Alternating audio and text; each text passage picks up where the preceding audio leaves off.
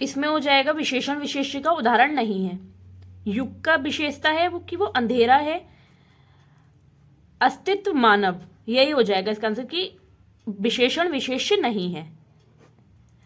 आध्यात्मिक दुनिया, दुनिया है वो आध्यात्मिक है, परिवर्तन रूपात्मक है।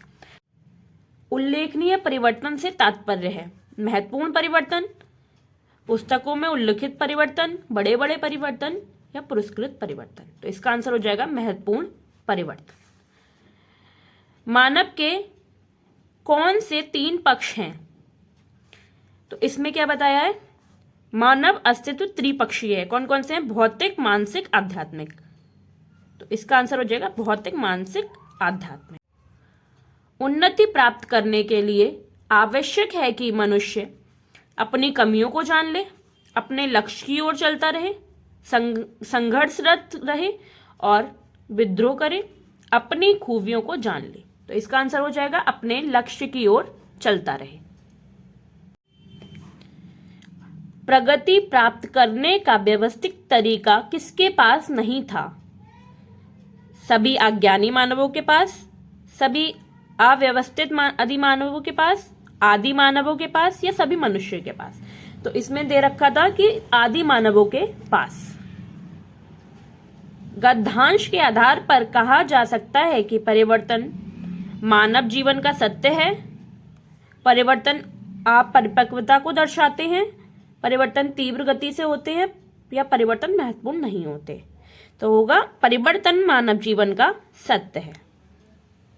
मानव शब्द में किस प्रत्यय और उपसर्ग का प्रयोग संभव है? इसमें हो जाएगा ईए प्लस आ, उपसर्ग आ जाएगा अ और ईए प्रत्यय अमानवीय। तो इसका आंसर ये हो जाएगा।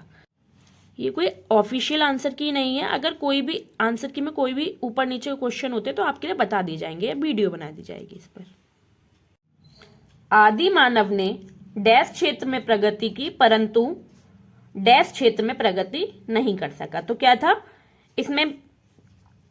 आदि मानव भौतिक क्षेत्र में तो प्रगति की थी लेकिन आध्यात्मिक क्षेत्र में प्रगति नहीं कर सका। आध्यात्म में एक प्रत्यय लगाने पर शब्द बनेगा, ये हो जाएगा आध्यात्मिक। नेक्स्ट पे आ जाते हैं। कट गया है शीश पर, ये शीश है झुका नहीं, राही उसी का नाम है जो राह में रुका नहीं। एक दिन प्रकाश होता है कितना भी अंधकार हो, सत्य की विजय सदा असत्य की हार हो।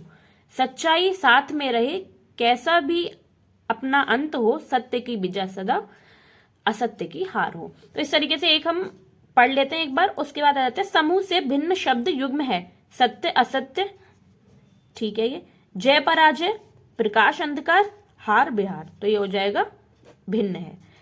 कविता में डैश पर सर्वाधिक बल दिया गया है। तो क्या है इसमें? रहा, रहा पर रुका नहीं। इसका आंसर हो जाएगा रहा।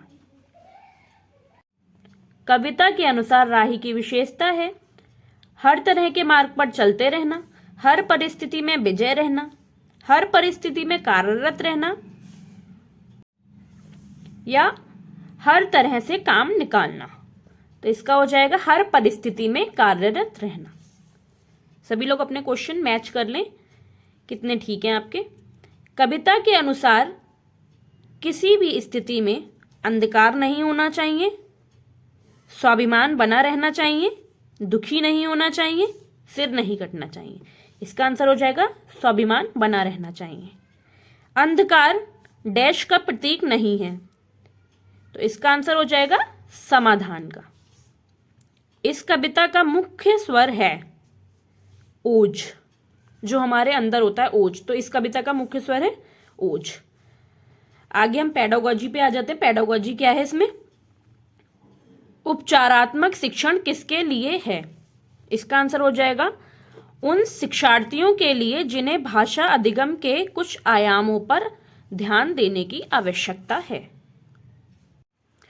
उसके बाद है कक्षा 6 की शिक्षार्थी श्रेया अपने पिता के स्थानांतरण के कारण पंजाबी के जालंधर से तमिलनाडु के मदुरई जाती है। वह मातृभाषा के कारण पंजाबी जानती है और विद्यालय में द्वितीय भाषा के रूप में अंग्रेजी भी जानती है।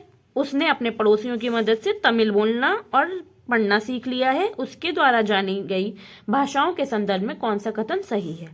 तो इसका आंसर हो जाएगा पंजाबी और तमिल अर्जन भाषा है, जो कि उसने अर्जन की है, और अंग्रेजी भाषा अधिगम के अंतर्गत आएगी। नेक्स्ट हम आ जाते हैं, निम्नलिखित में से कौन सा विस्तृत पठन का उद्देश्य नहीं है?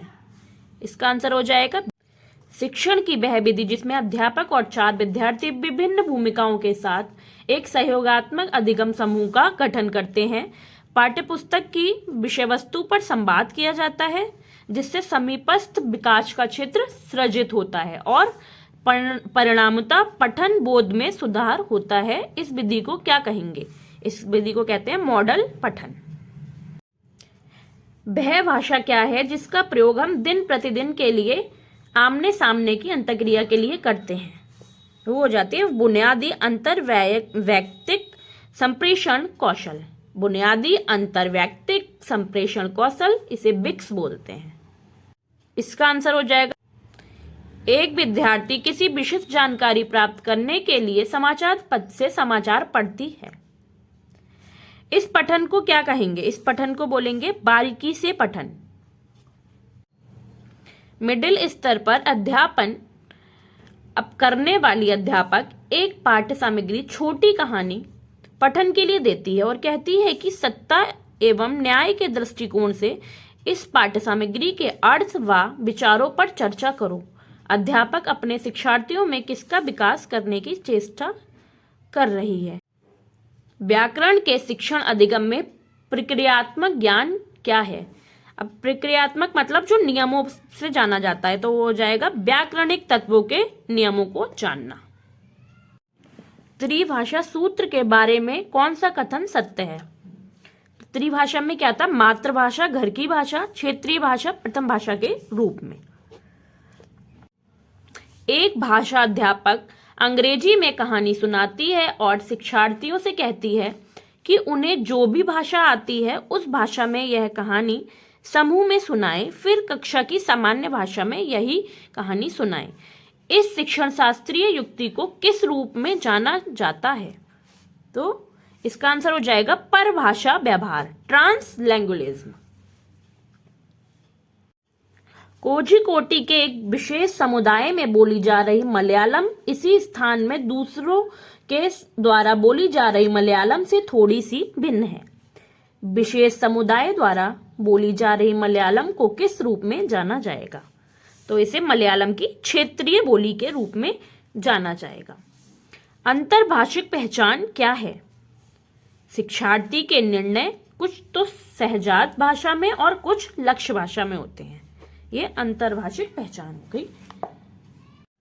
नीचे दिया गया अधिगम कार्य शिक्षार्थियों को भिन्न भिन्न समूहों में करने के लिए दिया गया। पता लगाइए कि शब्द संपदा के अधिगम की इस गतिविधि को किस रूप में जाना जाएगा। इसमें दे रखा है परिवार, संबंध, भावनाएं। तो ये थीम बेस्ड शब्दावली हो जाती है, थीम पर आधारित शब्दावली। कक्षा 7 की अध्यापिका जोड़ियों में कार्य करवाने वाली गतिविधि करवा रही है, जिसमें सभी जोड़ियों को 10 वाक्यों की कहानी पर काम करने के लिए देती है। पहली जोड़ीदार वाक्य पहला पढ़ती है और दूसरी जोड़ीदार उस वाक्य को लिखती है।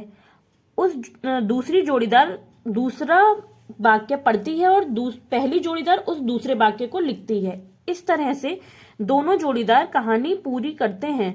बाद में वे मूल कहानी से अपने लिखे हुए की तुलना करते हैं। इस गतिविधि को क्या कहेंगे? तो इस विधि को कहेंगे पारस्परिक लेखन। ये लिखने से संबंधित है, ये पारस्परिक।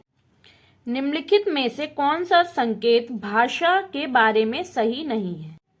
इसका हो जाएगा संकेत भाषा की व्याकरण नहीं होती है, मतलब ये गलत हो जाएगा। संकेत भाषा की भी अपनी